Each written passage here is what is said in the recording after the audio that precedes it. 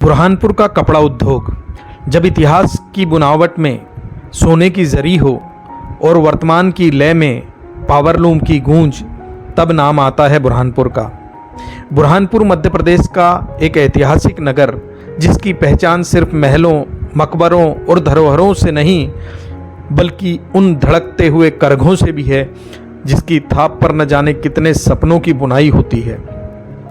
यह शहर मध्य प्रदेश में पावरलूम उद्योग का प्रमुख केंद्र है और देश भर के उन 47 प्रमुख कपड़ा शहरों में से एक है जिनका नाम कपड़ा निर्यात के नक्शे पर सुनहरे अक्षरों में लिखा जाता है। करीब 8.5 लाख की आबादी वाले इस जिले में 40,000 से अधिक पावरलूम हैं और इनके जरिए लगभग 1.5 लाख परिवारों की आजीविका चलती है। इसके अतिरिक्त टेक्सटाइल मिलों में कार्यरत 50,000 से ज़्यादा श्रमिक भी बुरहानपुर की इस आर्थिक जीवन रेखा को बनाए हुए हैं। यहाँ बनने वाले कपड़ों में धोती, मार्किन, सूती रुमाल, शूटिंग, शर्टिंग और यहाँ तक कि ब्रांडेड अंडरगारमेंट तक शामिल हैं। देश विदेशों में बुरहानपुर का कपड़ा निर्यात होता है। श्रीलंका, नेपाल, बर्मा और भारत के हर बड़े बाजार में बुरहानपुर की पहचान मौजूद है। लेकिन क्या आपको पता है, बुरहानपुर की यह कपड़ा परंपरा नई नहीं है। करीब 400 साल पहले फारूकी और मुगल शासकों के समय यह शहर न केवल कपड़ा उत्पादन में अग्रणी था, बल्कि यहाँ बनने वाला मलमल ढाका के मलमल को टक्कर देता था।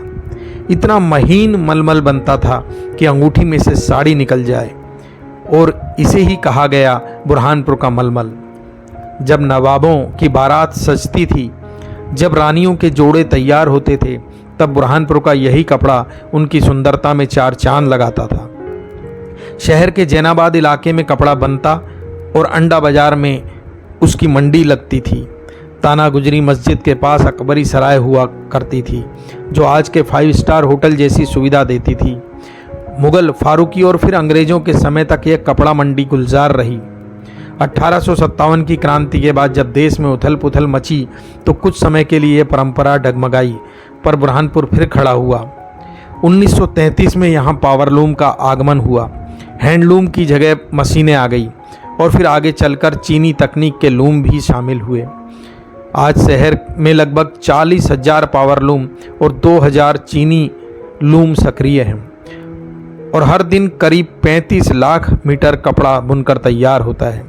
कहते हैं बुरहानपुर कभी सोता नहीं, क्योंकि यहाँ पर 24 घंटे पावरलूम की खटखट लोगों को संगीत के रूप में सुनाई देती है। यहाँ कपड़ा सिर्फ कारोबार नहीं, एक परंपरा है, एक संस्कृति है और एक जीवंत इतिहास है, जिसे पीढ़ी दर पीढ़ी बुनकर परिवार आज भी निभा रहे हैं। बाजार बदले, तकनीक बदली, नाम बदले, पर बुरहानपुर की बुनाई आज भी अडिग है, बेमिसाल है। आज आवश्यकता है इस विरासत को संजोया जाए, नई पीढ़ी को इससे जोड़ा जाए और बुरहानपुर के इस गौरव को राष्ट्रीय और अंतर्राष्ट्रीय बाजारों तक पहुंचाया जाए।